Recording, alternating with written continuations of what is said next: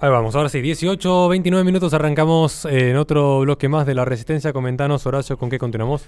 Las noticias internacionales más importantes de los últimos días, y claramente tenemos que empezar por el tema más relevante que nos toca a nosotros de cerca. La derecha chilena arrasó en las elecciones para redactar la nueva constitución. En ese sentido, el Partido Republicano de Chile, de claramente una raíz conservadora, arrasó en las últimas elecciones, lo que refiere al Consejo Constitucional, al conseguir exactamente 23 miembros de un total de 50 que se encargarán de redactar un nuevo proyecto de constitución que busca sustituir a la actualmente vigente, aprobada en 1980 al amparo de lo que la izquierda denomina el dictador Augusto Pinochet. Esto se sabe a partir de la mesa del escrutinio total sobre un 95% de las papeletas, donde el Partido Republicano habría obtenido el 36% de los votos, 3,3 millones en números absolutos, convirtiéndose en el partido político más votado en una elección desde el retorno a la democracia, según lo que ha informado El Mercurio. En segundo lugar se encuentra la coalición oficialista, Unidad por Chile, que ha obtenido 28,45%, y en tercer lugar ha quedado la agrupación conservadora Chile Seguro con el 21,1%. Lo que es cierto que el conservadorismo ya mantiene mayoría absoluta en este nuevo proceso. Segunda noticia. Pompido y sus magistrados transformarán el aborto en un derecho constitucional. El Pleno del Tribunal Constitucional, controlado por el presidente Cándido Conde Pompido, estoy hablando de España para que lo podamos ubicar en contexto, pero que implica que marca una raíz para el resto de todas las naciones hispanohablantes, se dispone esta semana a dar nuevamente cobertura al gobierno de la coalición, transformando la práctica del aborto en un derecho constitucionalmente amparado cuando se apruebe definitivamente la sentencia que rechaza íntegramente el recurso del PP contra la interrupción voluntaria del embarazo 3 años después que ha estado cajoneado. Con esta resolución, este Tribunal Constitucional cambiará su posición respecto al alcance del derecho a la vida consagrado en el artículo 15 de la Constitución en España. También alterará la doctrina constitucional dictada hasta la fecha por el mismo tribunal, así como lo que es la ponencia elaborada en su día por el magistrado Andrés Ollero, que fue literalmente metida en un cajón por cobardía y pleitesías políticas, y obviamente que se iban a plegar hacia el progresismo internacional. O sea que nuevamente el gran bastión en otrora católico de la cristiandad europea cae ante las fauces del progresismo internacional. Nada nuevo bajo el sol, pero que amerita tratar el tema. Tercera noticia.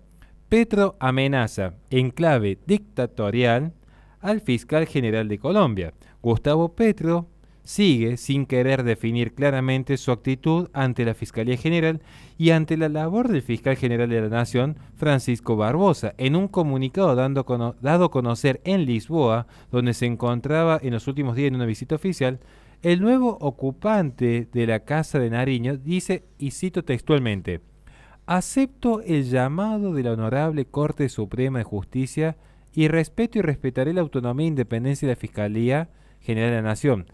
Pero luego dice que, aunque respeta la autonomía, y lo marco nuevamente, se mantiene reacio e incluso con mensajes off the record intimidantes al seleccionar del fiscal. Y en este sentido quiero continuar. El comunicado de Lisboa está redactado de tal manera que hace pensar que Francisco Barbosa y no Gustavo Petro es quien trata de insubordinarse contra la Constitución y la ley. Ese texto omite la referencia al temor que se tendría por parte de la presidencia ante el fiscal general. El texto de Lisboa adultera lo que dice el artículo 251, numeral 6 de la Constitución Nacional de Colombia. El equipo que redactó el comunicado asegura que la carta política, y cito, le ordena al fiscal, de acuerdo con el número 6 del artículo 251, suministrar al presidente la información de la investigación que le sean requeridas cuando, como es el caso, ésta sea relevante en materia de orden público. Ni el presidente de la República ni ningún operador judicial pueden tergiversar, adulterar ni torcer frases de la Constitución. Eso es lo que está haciendo expresamente Petro en su comunicado de Lisboa. La Constitución, en el artículo numeral citado, no dice que el presidente puede ordenarle al fiscal que dé una información.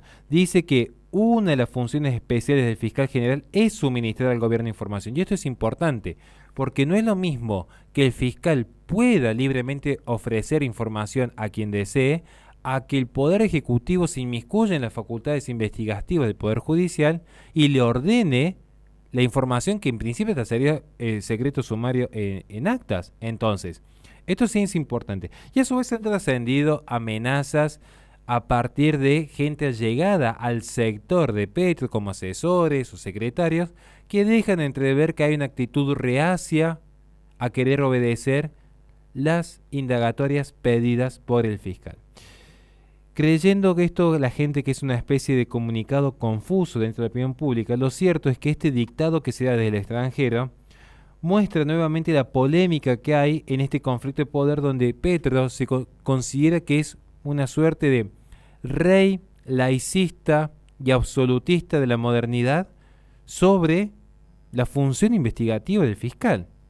Entonces, en ese sentido, hoy nuevamente Colombia se encuentra una vez más a merced de la izquierda en su máxima expresión. Y cierro una vez más para que podamos poner en palabras lo que estoy transmitiendo en esta opinión.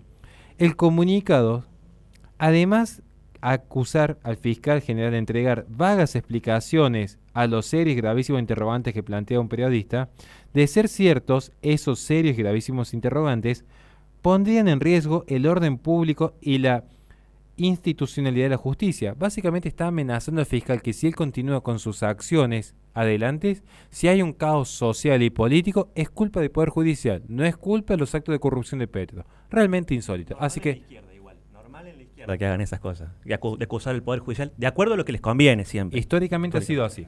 Así que estas son las 3 noticias que tenemos hoy día. Muchas gracias, caballeros.